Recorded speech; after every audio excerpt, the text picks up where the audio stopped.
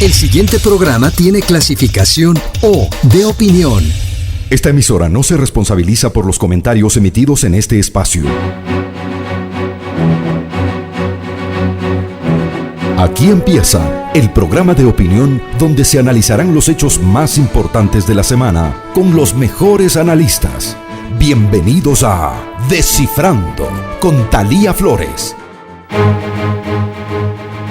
Hola, buenos días. Apenas posesionado como 47º presidente de Estados Unidos, Donald Trump dispuso iniciar deportaciones de manera inmediata. De hecho, el jueves por la noche, la secretaria de prensa de la Casa Blanca informó que arrestaron a 538 inmigrantes ilegales, entre esos sospechosos de terrorismo, integrantes del Tren de Aragua y acusados de violaciones, según dijo. Ya fueron deportados en aviones militares. Esta decisión, más el cambio de nombre al Golfo de México y el anuncio de recuperar el Canal de Panamá, han sacudido a la región sobre todo. Pero ¿qué debe esperar Ecuador de la nueva administración del presidente Trump luego de que el presidente Daniel Noboa participara como invitado especial en la juramentación del nuevo inquilino de la Casa Blanca? ¿Y qué cambios se avisoran en las relaciones internacionales y en la geopolítica mundial? De lo que implica para Ecuador, la región y la política global la presencia de Donald Trump en la Casa Blanca, hablaremos hoy en Descifrando. Saludos a quienes nos escuchan en centroecuador.es y en 97.7 FM, en Antena 1 en Cuenca, también en Voces Azuayas, en Facebook y en YouTube. Les invito a suscribirse al canal de YouTube Descifrando con Thalía Flores.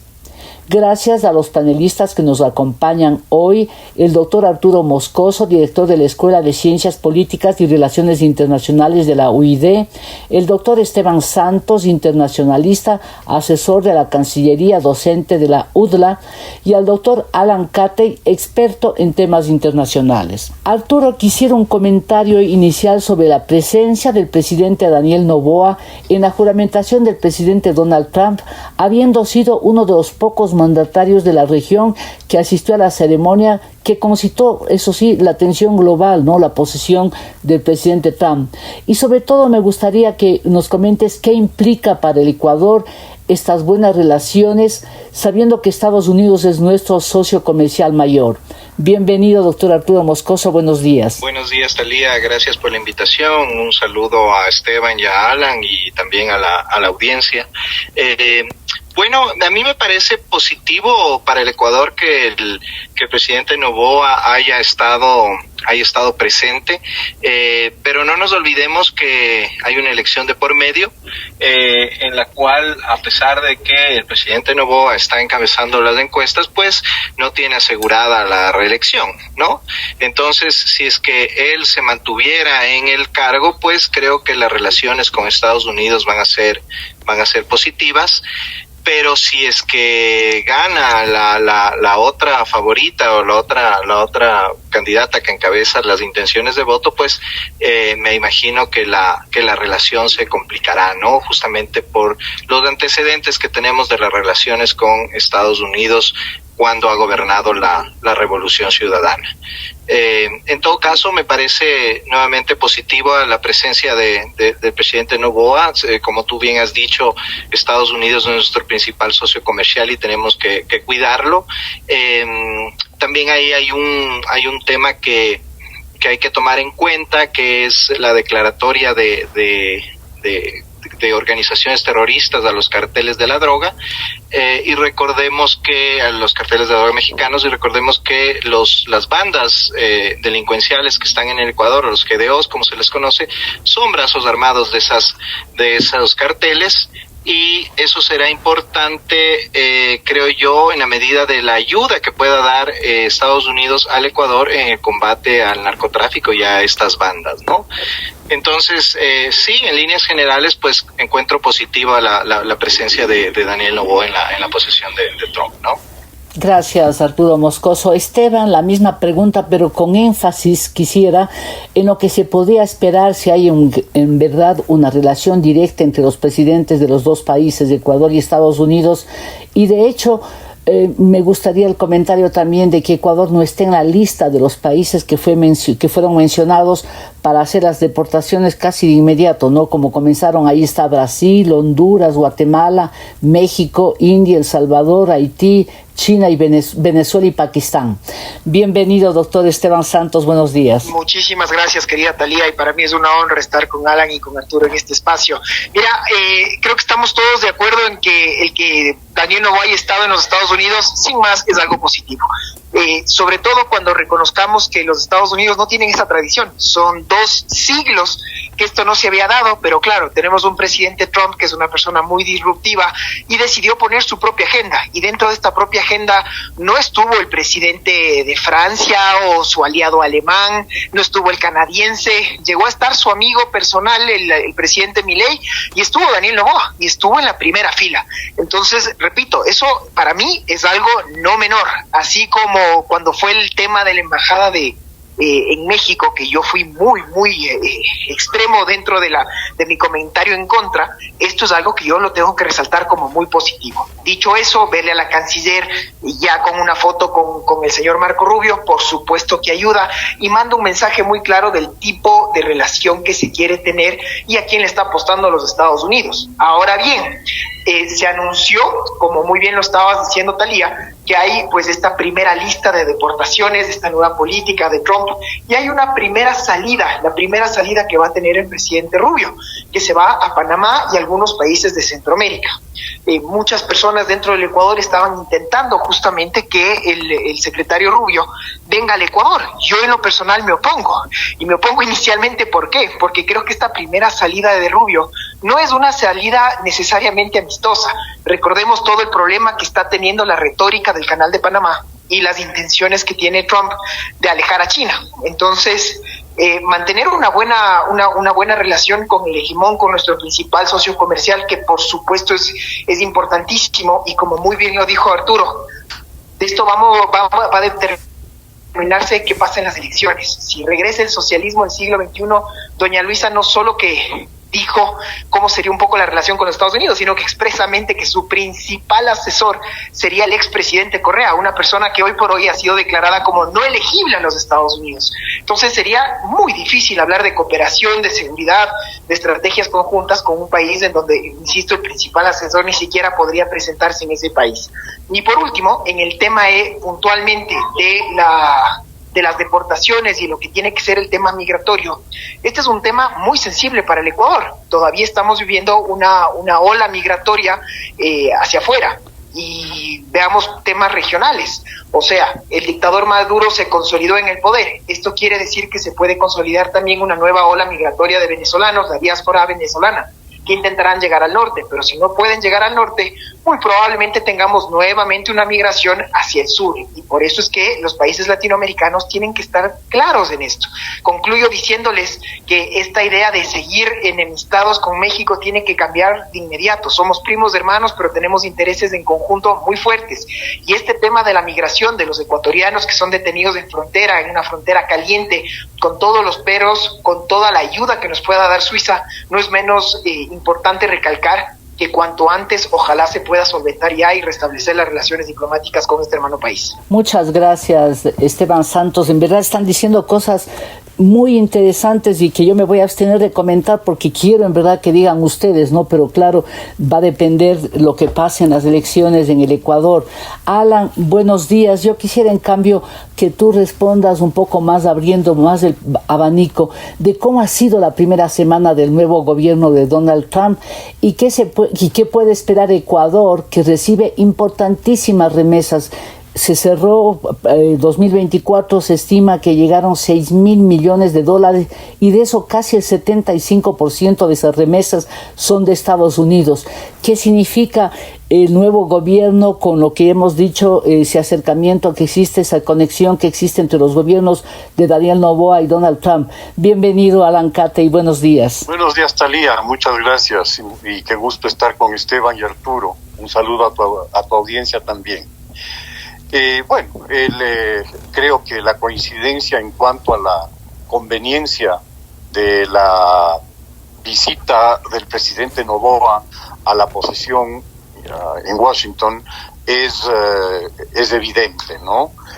El hecho, las relaciones personales que tiene el presidente Noboa, particularmente con Robert Kennedy, que es su padrino, él es su ahijado de bautizo, si no me equivoco, obviamente le dan una presencia y una facilidad de acceso muy importante al gobierno. Que esto se traduzca en una ventaja para el país va a depender de muchísimas circunstancias. A mí me preocupó mucho la declaración del presidente Trump cuando se refirió a Latinoamérica, diciendo que ellos nos necesitan a nosotros y nosotros no los necesitamos a ellos. Esta es una visión lamentablemente muy extendida en las administraciones norteamericanas, que se han despreocupado muchísimo de Latinoamérica, y justamente esa despreocupación es la que ha permitido la expansión china, que por su lado ha trabajado en torno a sus necesidades de materias primas, de alimentos, y ha abierto importantes mercados en la región, con unas inversiones que no solo se han referido a la compra, sino a instalaciones portuarias, como es el caso del puerto de Chancay en Perú, o las propias inversiones en minas y en minas de cobre, en minas de litio, para proveerse de estas materias primas. Esta visión de Trump hacia Latinoamérica esencialmente se ha orientado a dos aspectos. El uno, el migratorio, que fue tema de campaña para él. Tema de campaña que le sirve en este momento para mantener activada su base política. El poder demostrar a esa base política que está actuando enérgicamente y en serio y cosas por el estilo. Y el otro tema en el cual ha centrado su atención es el que se refiere al narcotráfico, al control del narcotráfico. Y la declaración de los carteles mexicanos y del Tren de Aragua como organizaciones terroristas abre un espectro muy peligroso hacia el futuro, porque según la ley en los Estados Unidos, eso le faculta para poder realizar acciones militares incluso fuera de su territorio. Obviamente, esto puede ser un tema de conflicto importante con la región.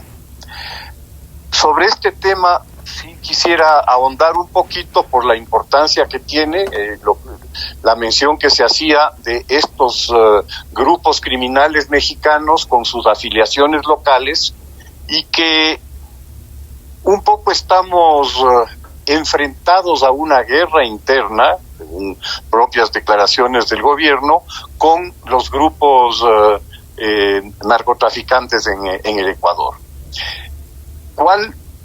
¿A qué punto puede llegar la actuación de Estados Unidos? Es una de las principales preocupaciones que en este momento se da en México. Justamente la preocupación de que se pueda escalar el conflicto con los grupos narcotraficantes a intervenciones dentro del propio México, asunto que no ha sido desmentido de ninguna manera por Marco Rubio, que inclusive ha dicho que todas las opciones están abiertas. Gracias, Alan, y ustedes han dado pie exactamente para que un poco ponga el énfasis de mi siguiente pregunta a Arturo Moscoso sobre esto. Decía, Esteban Santos también hablaba de la designación que ha hecho a los grupos armados, ¿no?, el presidente Trump, y también mencionaba Alan. En ese sentido, Arturo, puede ser interesante para el Ecuador, porque aquí está declarado ahora mismo el Estado ecuatoriano sigue bajo ese estado de excepción, ¿no?, y con una guerra interna. Pero al mismo tiempo, lo que mencionaba Esteban, si es que empiezan a salir esos grupos, esa gente que son realmente gente peligrosísima, sobre todo del tren de Aragua, que pasó por el Ecuador y creo que fueron a Chile, y en Chile han actuado de una manera tan infame que hay asesinatos y todo, y también en Estados Unidos. ¿Cómo deberíamos prevenirnos nosotros si es que va a haber ese de regreso? Sobre todo están viniendo los malos, ¿no? Y no necesariamente son del Ecuador, pero a algún lado van a ir, Arturo. Bueno, Thalía, como decía en mi intervención anterior, creo importante que este mensaje que da Trump y un poco tácito en cuanto a no deportar o no estar en la lista de los posibles deportados a los ecuatorianos, ¿no? Y por el otro lado, pues la importancia estratégica que ha adquirido el Ecuador para las bandas transnacionales del tráfico de drogas, me hace pensar que el apoyo de Estados Unidos al Ecuador en el combate al narcotráfico aumentará, ¿no? Aumentará no solo en recursos, yo creo que también será en apoyo militar directo, más aún con la declaratoria como bandas terroristas de estos grupos, y entonces podría configurarse una suerte de bastión de los Estados Unidos de Latinoamérica, el Ecuador, ¿no? Por su posición en esta guerra que está desatada, ¿no? Veamos qué termina sucediendo. La posición de Marco Rubio evidentemente va a ser importante. Él ya ha hablado del Ecuador en otras declaraciones. Ha hablado del correísmo incluso, ¿no? Y creo que estamos en la mira, para bien o para mal, ¿no? Y eso implicará pues que el tratamiento que se les dé a las bandas y la lucha contra esas bandas tendrá otros elementos y otros ingredientes dentro del país, ¿no? Justamente dependiendo de la ayuda y de los recursos que nos transfieran los Estados Unidos. Gracias Arturo. Mira, y que hemos completado exactamente el tiempo del primer bloque y voy a hacer aquí una primera pausa. Permítanme agradecerle a la audiencia e invitarle a que envíen sus comentarios a la cuenta X @ThaliaFloresF y también al Facebook. Ya volvemos. Continuamos en Descifrando con Thalía Flores, una revisión de los hechos más importantes de la semana. Gracias por seguir con nosotros. Estamos dialogando con el doctor Arturo Moscoso, director de la Escuela de Ciencias Políticas y Relaciones Internacionales de la UID, el doctor Esteban Santos, internacionalista, asesor de la Cancillería, docente de la UDLA, y el doctor Alan Catey, experto en temas internacionales. Quisiera, Esteban, que comentemos el otro tema. Tantas cosas han sucedido, como que la historia se aceleró, ¿no?, en todo el hemisferio y también en el mundo. Un juez federal en Estados Unidos bloqueó temporalmente la orden ejecutiva del presidente Trump que pone fin, y esto es otro tema, a la ciudadanía por derecho de nacimiento en Estados Unidos. El juez calificó de descaradamente inconstitucional. Claro, la petición lo hacían 22 estados, pero los que plantearon, creo, por escrito fue Arizona, Illinois, Oregón y Washington. Ahí me gustaría un comentario sobre la institucionalidad de Estados Unidos y qué puede pasar, y también que nos cuentes cómo opera, en qué queda entonces esta decisión del presidente Trump luego de la decisión del juez de bloquear temporalmente la orden ejecutiva. Ese es justamente, querida Thalía, el talón de Aquiles, si uno quiere. Yo siempre he dicho en muchos espacios, si hay algo que yo admiro y respeto de los Estados Unidos, es este sistema de pesos y contrapesos. ¿Y por qué hablo del talón de Aquiles? Porque hoy hay un Trump que acaba de romper muchos esquemas, pero es el primer presidente en la historia que se juramentó habiendo sido declarado convicto. Y este señor no se va preso por el mero hecho de haber ganado la elección. Pero él va más allá.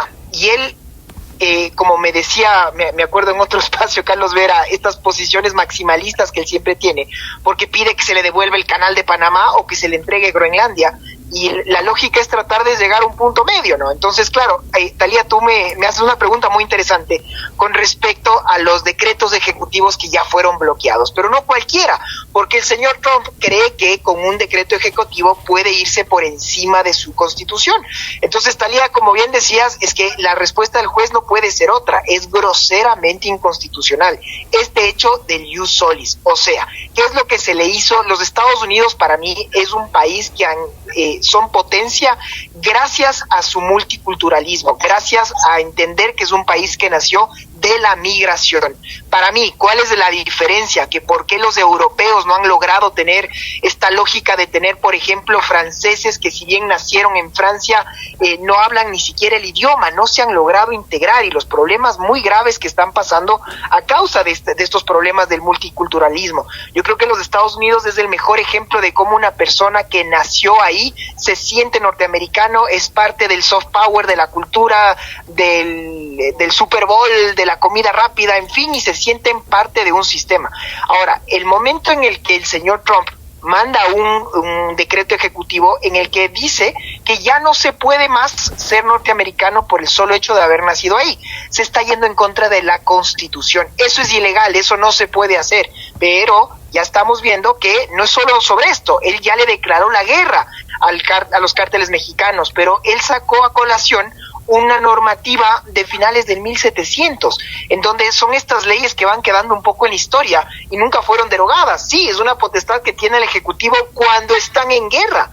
Entonces, ¿irá a declarar la guerra a México? Claramente no, pero esto nos ayuda nuevamente a entender de lo que estamos hablando, los alcances que quiere tener el señor Trump y cómo viene con todo. Y aquí viene el último comentario para mí, Talía, y es que Trump gana porque pese a que sabe que estos decretos no podrán tener un efecto o van a ser bloqueados en las cortes, no es menor el que ya estamos viendo la paranoia, la histeria, cómo las personas, los latinos, se esconden. El problema es ese, cuando estamos empezando a hablar de ciudadanos de segunda categoría y que empieza esta paranoia colectiva en muchas zonas del país. Y esto sí va a ser un reto. Finalmente concluyo diciéndoles, para mí el reto es a la institucionalidad, que finalmente en el ámbito internacional el multilateralismo puede estar por encima de lo que es un país y sobre todo un gobernante, pero a la interna lo mismo, porque Trump es el partido republicano hoy por hoy,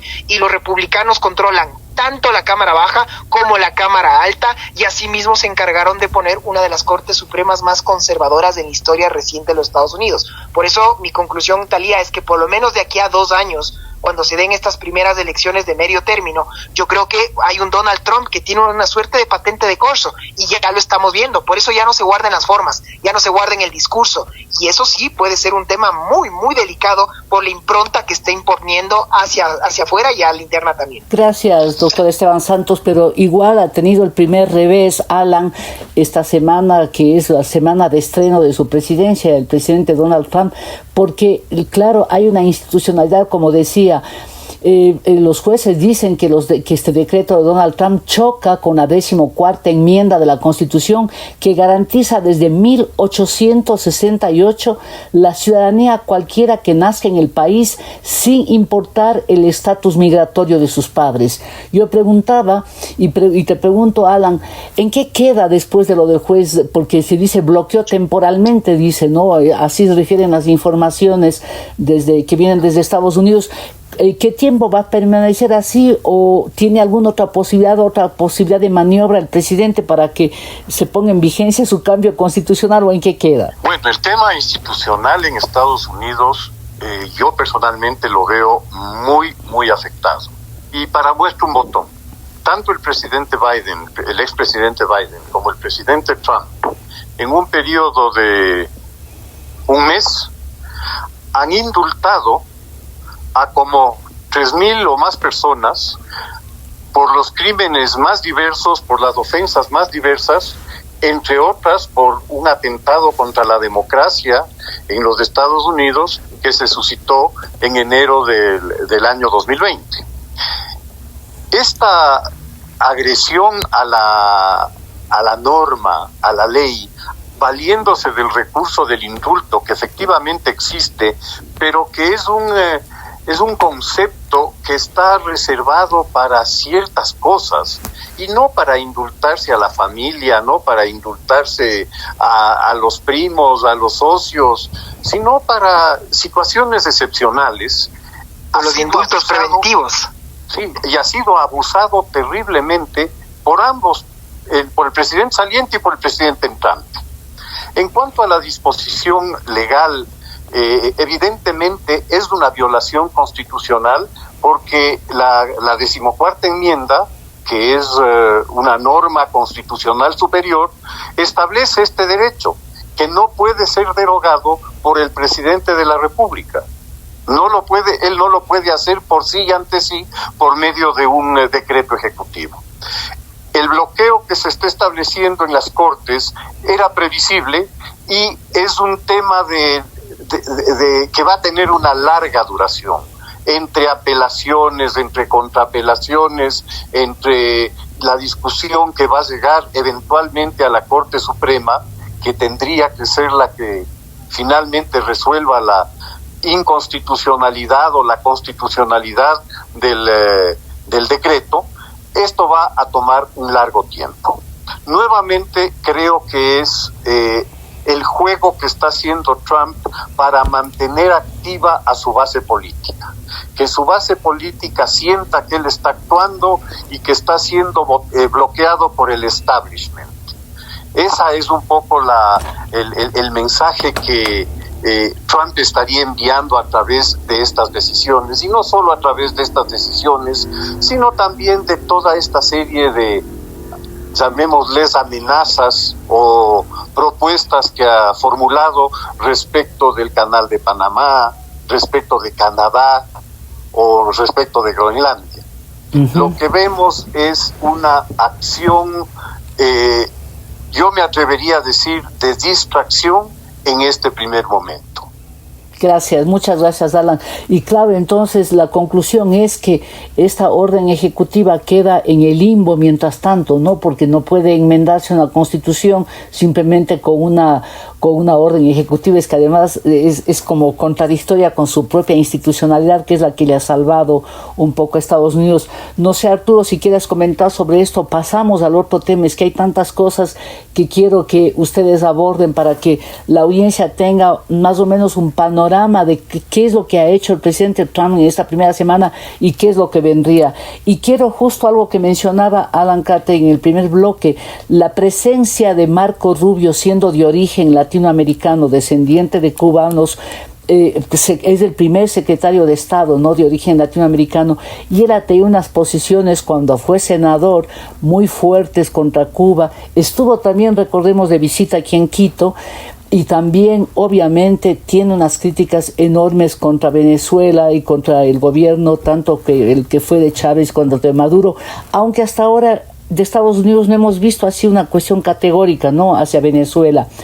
¿Qué implica la presencia de él, Arturo? Y sabiendo inclusive que su primera visita no lo hizo a Canadá, como hacen tradicionalmente, también muchos iban a México, es a Centroamérica e incluye Panamá, que está en este momento no solamente con alerta, sino desconcertado por el anuncio del presidente Trump de querer recuperar, entre comillas, el Canal de Panamá. Arturo. Bueno, Talía, creo que las dos cosas conectan en el sentido de que Trump lo que quiere es dar un mensaje de que está cumpliendo con lo que ofreció, ¿no? En el caso de esta decisión ejecutiva de suspender el ius soli, él sabía perfectamente que no era jurídicamente posible y que algo iba a suceder para parar esa decisión, porque se necesita una reforma constitucional. Pero ya tiene ahí, ¿no es cierto?, la excusa de yo lo hice y me están impidiendo implementarlo, ¿no? Y eso contenta pues a sus bases y los apoyos que tiene. Y lo mismo pasa con la agenda de Marco Rubio, ¿no? Una agenda que está marcada justamente por el tema de su ofrecimiento a Panamá. ¿Para qué va Panamá Marco Rubio, no? Y sobre todo por el tema de la migración, y por eso también es la visita a estos otros países, ¿cómo se llama? que son fuente de migración, de fuerte migración hacia Estados Unidos, ¿no? Y por supuesto la visita a El Salvador con un aliado natural de Trump que es Nayib Bukele, ¿no? Y que pues se puede ver también o percibir con buenos ojos, ¿no? Entonces es una política de Estado hacia el exterior que va a primar evidentemente la agenda que puso Trump en su campaña electoral, justamente para dar el mensaje de que él está cumpliendo con lo que ha ofrecido y que si algo de eso no resulta, no será porque él no lo ha intentado, ¿no? Pero no es una contradicción, decía, y recordaba bien Alan Kate esas palabras del presidente Donald Trump en la primera conferencia de prensa con los corresponsales en la Casa Blanca, cuando dijo que en verdad no le importa mucho que ellos no necesitan a Latinoamérica necesitan de él, al haber nombrado un secretario de Estado, que es el cargo más relevante, ¿no?, después de la vicepresidencia en Estados Unidos. ¿Cómo es que Latinoamérica no le importa y él nombra a un descendiente de cubanos, a un hijo de cubanos, cuando podía tener tantísimas opciones? Que yo sí quisiera descifrar, y este programa se llama así, la presencia de Marco Rubio, y además él tiene unas posiciones muy radicales, y decía, frente al socialismo del siglo XXI. Sí, por supuesto, él es muy radical en eso y es muy cercano a Donald Trump, ¿no? Evidentemente es contradictorio, pero Donald Trump es un personaje contradictorio, ¿no? O sea, el mismo hecho de que prohíba o pretenda prohibir el ius soli, o la nacionalidad por nacimiento, por un lado, y nombre como secretario de Estado a una persona de origen cubano, ¿no? Que es estadounidense, pero que es de origen cubano, lo que no podría haber sido si es que se tuviera pues la nacionalidad por sangre, como quiere implementarlo, ¿no? Ahí está la primera contradicción. Y luego, claro, ¿no? El tema discursivo siempre puede un poco variar en cuanto a las intencionalidades que pueda tener el secretario de Estado con relación a lo que quiere el gobierno de Trump. Y ahí pues creo que hay algunas cosas que a Trump le interesan con relación a Centroamérica, sobre todo el tema migratorio, creo yo, y obviamente el Canal de Panamá. Yo creo que Trump también está consciente del tema de la influencia que puede tener China en Latinoamérica y sobre todo en Centroamérica en estos momentos, cuando se ha puesto en entredicho pues la propiedad del canal, ¿no? China es una usuaria del canal y evidentemente esto le enciende las alertas, y ya con la presencia de China ya tan consolidada en Latinoamérica y en Centroamérica sobre todo, ¿no? Entonces creo yo que ahí tiene que un poco ir más allá del discurso para consolidar ciertas alianzas en el continente, a pesar de que he dicho que no nos necesitan, porque la ausencia de Estados Unidos en Latinoamérica en general es evidentemente un aliciente para que China intervenga con más recursos, con más ayudas y con más influencia en el continente, ¿no? Y lo han hecho sistemáticamente, no por años, inclusive Rusia se ha metido sobre todo en temas de estrategia y geopolítica, y intervienen en temas haciendo inclusive pruebas navales, ejercicios navales con el Pedro el Grande, es el buque insignia de ellos. Alan, tú mencionaste en el primer bloque justo a Marco Rubio. Voy a mencionar eso porque nos interesa a nosotros saber cuál va a ser o cuál se percibe sería la posición frente a Venezuela, porque Venezuela sí es un enigma de cómo ellos van a actuar, porque les interesa también el petróleo. Y entonces había mucha especulación antes de la juramentación de Donald Trump, diciendo que no va a hacer nada porque las grandes petroleras no quieren que le tome represalias porque Venezuela es un país poderoso. ¿Qué va a primar, el poder económico o la estrategia política de Marco Rubio frente a Nicaragua, Venezuela, a Cuba, y obviamente nos repercute para nosotros también, Alan? Sí, Talía, yo vería, aquí es importante tratar de entender cómo está estructurado el poder en torno a Trump. Y el poder en torno a Trump básicamente tiene un elemento ideológico del cual es parte Marco Rubio. Marco Rubio es un ideólogo, es una persona que formula lineamientos estratégicos e ideológicos al interior del gobierno. Como hay otros actores ideológicos que se dedican a otras áreas en Europa, en China, etcétera. Dentro del movimiento de apoyo a Trump tienes otro factor que es muy importante, que es lo que podríamos llamar el grupo MAGA. El grupo MAGA es fundamentalmente un grupo aislacionista que busca el retiro de Estados Unidos y la consolidación de Estados Unidos hacia el interior, dejando que el mundo se arregle por su lado. Y tienes un tercer factor, que es el que mencionabas, el económico, es decir, los mercantilistas, aquellos que van a buscar su ventaja económica a través de la política. Estos tres factores de poder en torno a Trump van a estar en competencia y van a estar muchas veces en contradicción sobre diversos temas. El grupo MAGA no quiere que Estados Unidos esté interviniendo en conflictos o en potenciales conflictos, porque el objetivo de Estados Unidos debe ser crecer hacia adentro, olvidándose del mundo. En esa medida, permanencia, llamémoslo así, de Marco Rubio en el cargo no es algo que esté firmado con sangre ni escrito en piedra. Es decir, Trump en cierta manera ha incorporado a Rubio a su equipo con la intención de enfrentar la situación inicial con alguien que conoce, que sabe del tema desde la perspectiva ideológica, pero que no necesariamente va a ser el representante y el vocero final de las decisiones que se tomen.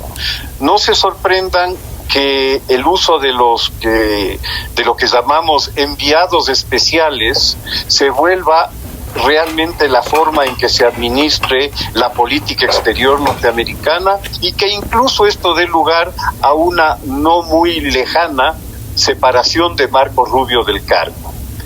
En cuanto a Venezuela, obviamente los intereses petroleros norteamericanos, Chevron entre otros, en Venezuela son extremadamente grandes e importantes, y son grupos que tienen una gran capacidad de presión sobre el presidente Trump. Yo dudo mucho, que he oído por ahí que seguramente habrá una intervención militar o alguna cosa. Yo tengo absoluta duda al respecto. No se produjo ninguna intervención en un momento en que políticamente hubiera resultado mucho más simple. Hace 5 años, cuando en Colombia gobernaba Duque y en Brasil gobernaba Bolsonaro, y se produjo el evento de la anterior elección de Maduro, que se le desconoció. Mucho más fácil habría sido en ese momento, con esos dos apoyos, pensar en una intervención, y no se dio. Justamente decía yo, los intereses económicos también son poderosos, ¿no? Y para cerrar brevemente, Esteban, pero es un tema interesante que estoy así como dando pinceladas. El acuerdo comercial que nunca logró firmarse entre Ecuador y Estados Unidos, ha habido voces que dicen, ha habido alguna gente que ha comentado que podría Ecuador juntarse al acuerdo que tiene Centroamérica. ¿Es probable esto? ¿Es viable? Lo veo muy lejano, muy lejano, porque a Trump no le interesa en absoluto abrirse a nuevos acuerdos comerciales. Es un Trump 2.0 que no le interesa, como decía, el multilateralismo, que él quiere, ya dijo que va a imponer aranceles a China para que vuelva a la maquila, que a sus propios socios europeos tampoco es que les va a tratar de manera diferenciada. Es un reto para las instituciones internacionales. Vamos a ver una Organización Mundial del Comercio que trate de justificar cuando el hegemón empieza a cambiar las reglas. Esto viene desde Maquiavelo, ¿no? Ponga las reglas que usted quiera, pero usted como hegemón, al príncipe, hablaba él, tienes que ser el primero en respetarlas. Y creo que esto se rompió cuando los norteamericanos, en su momento con George Bush justamente en la Segunda Guerra del Golfo, el Consejo de Seguridad de Naciones Unidas le dijo no puede, y a los Estados Unidos no le hacen eso después del derrocamiento de las Torres Gemelas, y le importó muy poco, y entraron. Y eso rompió el sistema internacional.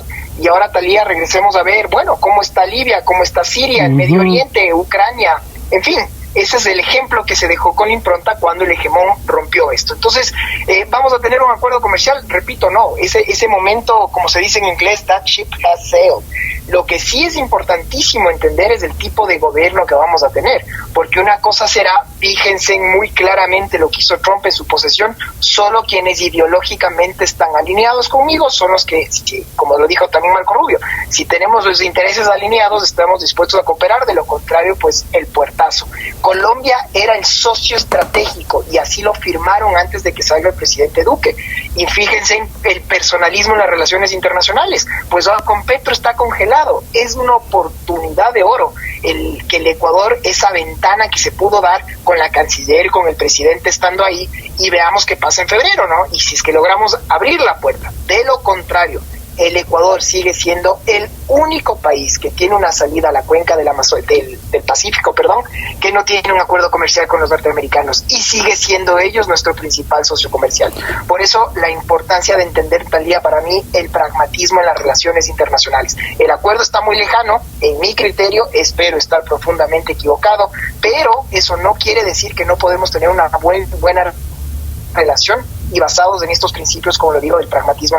Pero ahí está pues exactamente la habilidad, ¿no? Porque nosotros no les hacemos competencia a Estados Unidos, sino somos complementarios, producimos cosas agrícolas, son las que más, que a ellos no es que les hace falta, sino que necesitaría, no es lo que él está demandando de las potencias, ¿no? Que vayan a instalar ahí las fábricas.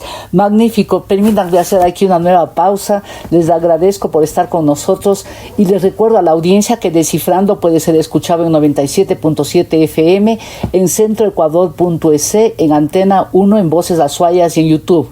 Les invito a suscribirse al canal de YouTube Descifrando con Talía Flores. Ya volvemos. Esto es Descifrando, un programa de opinión con Talía Flores. Continuamos, están hoy en Descifrando con nosotros Alan Cate, y experto en temas internacionales, Arturo Moscoso, director de la Escuela de Ciencias Políticas y Relaciones Internacionales de la UID, y Esteban Santos, internacionalista, asesor de la Cancillería, docente de la UDLA. Alan, vamos a lo de Panamá, pero a través de otra línea. Estuvo en la cumbre de Suiza, en Davos, en la cumbre de Davos, más vale, en el foro anual, el presidente de Panamá, José Raúl Mulino, ¿no? Y él dijo que es un gran disparate lo que ocurrió ahí. Pero presidente Donald Trump también estuvo de ponente allí, obviamente vía telemática desde Washington. Y en ese foro que intervino el presidente de Estados Unidos, puso más o menos reglas de juego, algo mencionaron ustedes mismos. Les dijo ahí al mundo, ¿no? Porque el foro, ahí están los grandes inversionistas, los grandes capitales. Vengan a Estados Unidos y tendrán los aranceles más bajos, los impuestos más bajos. Vengan, instálense aquí las manufacturas. Pero, dijo, si es que no, le subiremos los aranceles. ¿Cómo interpretas esa admonición que hizo a la inversión en Estados Unidos desde el foro tan grande, tan potente como es el de Davos, Alan? A ver, primero yo pensaría en cuál fue la razón por la cual las empresas norteamericanas se retiraron de los Estados Unidos y fueron a establecerse en China, en la India, en Vietnam, en México. ¿Cuál fue la razón? Y la razón fue una razón estrictamente económica. Es decir, resultaba muchísimo más barato producir en China, en Vietnam o en México que hacerlo en Estados Unidos. Y en esta decisión, que a mí me parece una decisión extremadamente miope, Estados Unidos perdió su capacidad industrial, o una parte importante de su capacidad industrial, que había sido lo que la mantenía como la gran potencia que es. El intentar recuperar estas inversiones y el desarrollo de tecnologías y de fábricas tecnológicas, sobre todo en Estados Unidos, es una apuesta que será o no será, pero que es contradictoria totalmente con, por ejemplo, la política migratoria. La política migratoria que podría llegar, según la propuesta inicial de Trump, a expulsar de Estados Unidos a 11 millones de personas, a 11 millones de migrantes, va a poner una carga gravísima al costo laboral interno, que va a subir dramáticamente, porque en este momento el índice de desempleo en Estados Unidos es el más bajo en este siglo, 4.1%. El rato que expulsas a 11 millones de personas del mercado laboral, el costo laboral va a subir y va a restarle competitividad a la industria norteamericana, por un lado. Y por otro, el establecer un arancel del 25%, como amenazó a México y a Canadá, equivale a imponer un impuesto del 25% a los ciudadanos americanos, porque son los ciudadanos americanos los que van a comprar esos productos que entrarán a Estados Unidos con el 25% de arancel. Es decir, es la creación de un impuesto a la población que nuevamente va a presionar sobre la inflación. ¿Y por qué lo hace entonces? ¿Por qué? Porque alguien que es tan estratégico en la toma de decisiones, ¿por qué plantea eso? Porque está nuevamente jugando al juego de la amenaza. Está jugando al juego de llevar al extremo las propuestas para ver qué saca, para ver qué obtiene. Entonces, realmente la posibilidad de subir aranceles a Canadá y a México, que representan el 30% del comercio de los Estados Unidos, es autocastigarle a su población con un impuesto del 25%. Únele a esto el plan que tiene Trump de una disminución dramática de impuestos a las empresas, a las corporaciones, a las grandes fortunas, que va a restarle dinero al fisco, que le va a quitar dinero al fisco, con lo cual ¿qué es lo que va a tener que hacer el gobierno norteamericano para cubrir sus gastos? Recurrir o a la deuda o a la emisión, lo cual también tendrá un efecto inflacionario. Entonces yo pienso que el tema de los aranceles ya empezó a bajar el tono. Acabó de salir una noticia respecto de que con China ya no va a ser tan necesario poner aranceles, habrá que ver qué se hace, pero ya empezó a bajarse el tono de la conflictividad. Y entonces, y bajó el tono en pocos minutos, porque hasta el día jueves decía, justo intervino en el foro de Davos, ¿no? Y hizo ese anuncio. Muchas gracias, Alan. Y como quiero abordar algunas otras cosas, y esto todo es importante, pero esto por la geopolítica mundial, Arturo, el que haya dicho ahí, les repitió, porque esto viene diciendo inclusive cuando fue presidente en el periodo anterior, que la OTAN, que los socios europeos de la OTAN tienen que aumentar su participación económica. Ahora ya habla directamente del 5% del Producto Interno Bruto de cada país. Por ejemplo, en el caso de España, que no llega ni al 2%, sería una cosa muy, muy brusca, muy duro para tener el problema económico interior. Pero lo que quiero preguntarte, Arturo, es algo inclusive referente a esto. El Mark Rutte, que es el secretario general de la OTAN, ¿recibió con tal pragmatismo o qué? Eso es lo que quiero que interpretes tú, que descifres la actitud de Mark Rutte, que él dijo, sí, hay que aumentar la cuota, nosotros somos los afectados y los que más nos beneficiamos de la OTAN.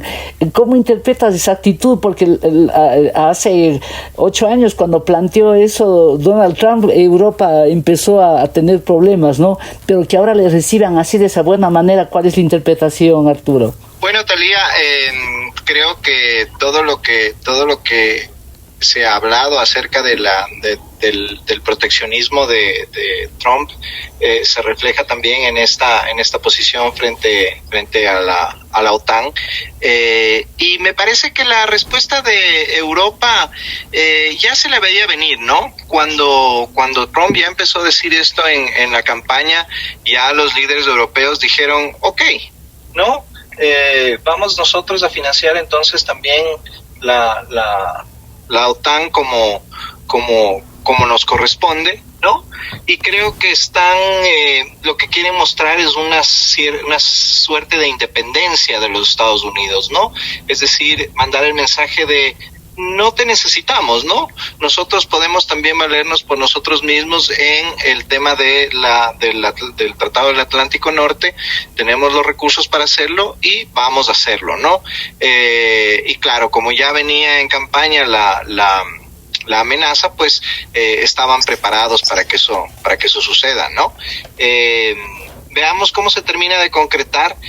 No es tan fácil el tema de disminuir la ayuda financiera a la OTAN. Hay muchas cosas en juego. Recordemos que Estados Unidos tiene muchas tropas y muchas instalaciones en Europa. Todo eso tiene un costo. ¿Qué va a pasar con esas tropas? ¿Qué va a pasar con esas instalaciones? ¿Qué va a pasar con ese material militar? También desde las bases militares que tiene en Europa los Estados Unidos se controlan los temas en Asia, se controlan los temas en Medio Oriente, en la misma Rusia, ¿no? Entonces no es tan fácil pasar del dicho al hecho, ¿no? Veamos cómo se termina implementando, veamos si esto llega a cristalizarse, porque como estamos viendo, ¿no? En algunas decisiones de Trump puede que de boca para afuera pues estén presentes, pero que al final no terminen de realizarse, ¿no? Muchas gracias, Arturo. Esteban, más que comentar lo de la OTAN, me gustaría hablar si hablamos de la OTAN, hablamos obviamente inmediatamente también de Ucrania, ¿no? Ahí está una guerra. Las últimas declaraciones de Donald Trump más o menos ha dicho que ya está listo el presidente Zelensky de Ucrania para hacer un acuerdo, no sé qué significa eso, y que él quisiera conversar con Putin. Putin también habría dicho que quiere reunirse. ¿Cuál es la perspectiva de la guerra de Ucrania en la era de Donald Trump? Recordarás, Talía, que en campaña Trump dijo que en 24 horas él iba a acabar con esa guerra. Y esa era su primera propuesta de campaña. Ya han pasado 4 días y esta guerra sigue. Entonces, promesa incumplida, diríamos algunos. Está lanzando unos dardos contra Putin y le he dicho que tiene que acabar esto cuanto antes. Hay que acercarse un poquito al teléfono, Esteban. Bueno, ahorita le entró una llamada porque se está oyendo de un poquito distante. Adelante. No sé si es que... Ahí está perfecto, ahí está perfecto. Te decía que finalmente Trump amenazó a Putin al decirle que o se sienta a negociar ya o se verá obligado a tener que ponerle aranceles y grandes tributos. Yo eso con beneficio inventario, porque Rusia es hoy por hoy el país más sancionado del mundo, más incluso que Corea del Norte. Entonces, claro, una guerra, hoy por hoy, detenerla quiere decir que se entregue todo el Donbass, algo que en Zelensky los ucranianos no estarían dispuestos a hacerlo. Pero asimismo, algo que no sea el control ruso de toda esta zona, tampoco podría ser aceptado por el Kremlin por todas las bajas que esto ha implicado. Entonces es un tema no menor. Y para esto vienen los otros dos actores. Uno, que Biden se encargó de entregar una última ayuda militar muy importante. Hoy por hoy los ucranianos están armados, tienen un stock. Lo que no tienen es hombres y eso sigue siendo un problema muy serio. Y vamos a ver si es que Trump quiere seguir manteniendo o, como lo ha dicho, que quiere retirar todo tipo de ayuda militar. No pueden los europeos dejar que sea una derrota de Ucrania, porque el precedente que dejaran, y por eso viene otra vez esta idea así de que se está rearmando la OTAN y ya no con los Estados Unidos. Y en eso, lo personal, no creo que es algo malo, que los europeos tengan que entender que no pueden depender de los norteamericanos, como lo decía Macron, para estar claros sobre su seguridad. Entonces, yo termino diciendo que ahí todavía hay mucha tela que cortar, y fíjense en cómo lo que sí ha sido noticia es que gracias a esta intermediación norteamericana de Trump, se llega primero a un cese al fuego en el tema Israel-Palestina, pero lo interesante de esto es que ya hay un acuerdo, un preacuerdo entre Israel y los Emiratos para tener un acuerdo en torno a la reconstrucción de Gaza y que estaría a cargo no de Hamas, no de Palestina, sino de los Emiratos y con la intermediación y el seguimiento norteamericano. Exacto, y gracias por abreviar, Esteban. En verdad ya no quise tocar ese tema porque solo ese es para un programa especial, y además porque es una primera pincelada, y espero invitarles y que me acepten muy pronto para ver cómo se desarrolla esto. Alan, no me perdonaría la audiencia si no pregunto, si quieres comentar algo respecto de la guerra de Ucrania, adelante brevemente, por favor, pero no me perdonaría, decía la audiencia, si no pregunto sobre un personaje que está allí, que no fue elegido en las urnas, que no está ahí, ustedes ya saben a quién me refiero, pero que está ahí como para tomar grandes decisiones, ¿no? Elon Musk. cómo va a ser el límite de su accionar. Yo siempre pienso en él y pienso en Marco Rubio. Marco Rubio debe decir, bueno, yo soy el secretario de Estado, ¿no? Las dos cosas, sobre todo lo de Elon Musk, Alan, ¿cuál es el papel de él y hasta dónde va a llegar su sobreexposición, ¿no? Teniendo como tiene todas las redes sociales en el mundo. Bueno, primero respecto del conflicto y de esta presión sobre Europa. Europa, lamentablemente, no está en capacidad en este momento de producir lo necesario en cantidades suficientes para poder enfrentar a Rusia. Zelensky fue muy claro al respecto y demostró con números cómo Rusia es capaz de producir entre 4 y 5 veces más municiones y armas de las que es capaz de producir en este momento la Unión Europea, después de más de 30 años de abandono de sus propias empresas militares y de la disminución total del gasto militar en su defensa. En cuanto a Elon Musk, Elon Musk es uno de estos personajes, llamémoslo, ¿cómo le podemos llamar? Es un outsider que juega desde el lado del poder económico, que es la resultante del fenómeno de la globalización. La globalización permitió el desarrollo de la empresa multinacional como la conocemos hoy día, al punto de que hoy las 10 empresas multinacionales más grandes del mundo representan el presupuesto de 184 países. Eso te da la medida del poder económico que estos grupos efectivamente de poder económico que se han ido constituyendo en el mundo. El ascenso del capitalismo como la fórmula alrededor de la cual giran los negocios del mundo hoy en todo el mundo, con la desaparición del modelo centralizado soviético en el año 92, fuera de algunos dinosaurios como es el caso de Cuba o el de Corea del Norte, ¿no? Pero este proceso ha permitido el crecimiento de las fortunas personales de algunos personajes a unos niveles inconcebibles. Y obviamente el dinero es poder. Y ese dinero, cuando está dirigido al control mediático sobre todo, significa un poder muchísimo más grande. ¿Hacia dónde vaya a dirigirse ese poder? Después de ver las actitudes y los saludos que hizo el señor Musk, resulta preocupante, sí, resulta realmente muy preocupante. Gracias. ¿Hacia dónde puede dirigirse este poder mediático que se está concentrando? Gracias, Alan Kate. Arturo, quiero también tu opinión sobre Elon Musk. ¿Qué lectura tienes tú de las últimas actuaciones, de la presencia misma de él en el poder ahora en Estados Unidos?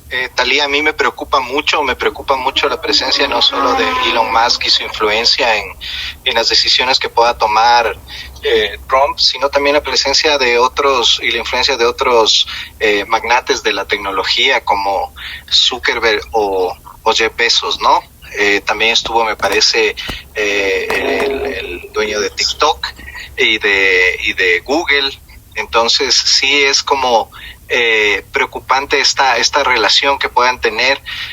Recordemos que la polarización que se vive en los Estados Unidos y que se vive en algunos otros países en el mundo es sobre todo generada por redes sociales que estos señores manejan, ¿no? Y la divulgación de noticias falsas y noticias que puedan generar algún tipo de violencia en contra de ciertos grupos, de ciertas personas, son justamente noticias generadas en estas redes sociales, ¿no? Eso por el lado de la influencia que pueden tener, y por el otro lado también la influencia que pueden tener para proteger sus propios intereses, ¿no? Ya decía Hannah Arendt en esa maravilla de libro que es Los orígenes del totalitarismo, cómo los empresarios, ¿no? Los grandes magnates de los países se alían a los líderes autoritarios, y esa alianza produce pues justamente gobiernos que empiezan a socavar la democracia y a socavar las libertades y derechos de los demás, ¿no? Muchas gracias, Arturo, y obviamente necesito también, y la audiencia estará expectante por el criterio que tiene Esteban Santos sobre fundamentalmente Elon Musk, pero claro, estuvieron ahí presentes y en primera fila junto a la familia los dueños de las grandes redes sociales que son ahora como se comunica el mundo entero. Pongámoslo en números. ¿Saben ustedes, Talías, para tu audiencia, cuánto costó esta ceremonia de posesión de Trump? Rompió otro récord, $170 millones, que por supuesto no lo pagó Trump, lo pagaron justamente estos magnates que estaban sentados al lado de su hijo Barron. ¿Por qué importa tanto esto? Porque en inglés les decían en un editorial que me gustó mucho leer, they bend the knee, doblaron el anillo, se besaron el anillo. Y un Mark Zuckerberg que en su momento, cuando fue la insurrección al final del primer mandato de Trump, que bloqueó las cuentas de Trump, que salían esta idea de las fake news, de las noticias falsas, y que no se le permitían estos discursos de odio, pues ahora está un Zuckerberg mostrando bandera blanca, pidiéndole un amnisticio. Trump gana, y Trump gana porque él es ahora el que pone esta idea de que, como lo dijo en su discurso de posesión, se acabaron toda esta idea de la ideología woke, y solo hay dos géneros, masculino y femenino, y se acabó. Y todas las grandes tecnológicas que estaban apadrinando cualquier otra teoría simplemente quedaron diluidas. Pero el gran ganador de todo esto, y por eso es que fíjate cómo TikTok estuvo ahí pese a que hay una prohibición supuesta del gobierno norteamericano, porque Trump sale a lo que para mí no es otra cosa que no sea una extorsión durísima. Usted está prohibido de estar en los Estados Unidos, salvo que yo le dé mi autorización, y si le doy mi autorización esta empresa vale varios trillones de dólares, dijo. Bueno, deme el 50% a cambio de que yo le dé mi autorización como gobierno norteamericano. Decían ustedes esta idea. Y la conclusión última, Talía, que fíjate que pese a todas las peleas que tienen, guerras comerciales con Europa y con China, en lo único que se pudieron poner de acuerdo es en la necesidad de tener una regulación mínima hacia el monstruo mitológico de las 7 cabezas que es ahora la inteligencia artificial, sus repercusiones, su implicancia en la seguridad, en la defensa y en la comunicación. Gracias, Esteban, y realmente yo necesito y les invito así públicamente a que hagamos un nuevo programa para seguir viendo cómo se desarrolla esto que está muy importante. Permítanme hacer aquí la última pausa para regresar con la pregunta cuya respuesta genera gran expectativa en la audiencia. Ya volvemos. ¿A quién le ha ido bien y a quién le ha ido mal en esta semana? Descifrando con Talía Flores. ¿A quién ha ido mal esta semana, Esteban Santos? Le ha ido mal a la Liga Azul y el correísmo como tal. Arturo Moscoso.